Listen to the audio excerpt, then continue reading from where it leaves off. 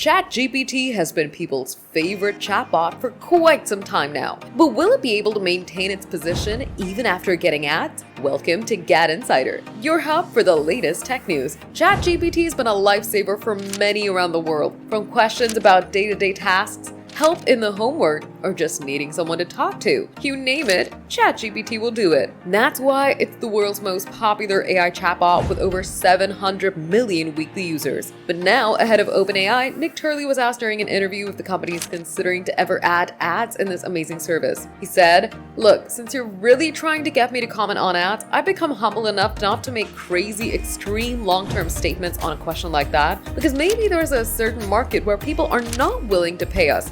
Yet, we want to offer the best, latest, and greatest. Maybe that will be a place to consider other indirect forms of monetization." Was he hinting towards ads or more subscription options? Just yesterday, ChatGPT has rolled out Gmail connectivity, but people with subscriptions have said that free GPT is nothing compared to GPT with subscription. ChatGPT currently offers ChatGPT Pro for $200 per month, while ChatGPT Plus is available at $20 per month, which is still kind of high for the service. Regarding the ads, Turley said, "I'm humble enough not to rule it out categorically, but we would have to be very thoughtful and tasteful about it." He shared further plans, saying, "We will build other products, and those other products can have different dimensions to them. And maybe ChatGPT just isn't an adsy product because it's so deeply accountable to your goals." People feel like all the premium AI services are being paywall behind high premium subscriptions, and free users will be left with low to nothing features only.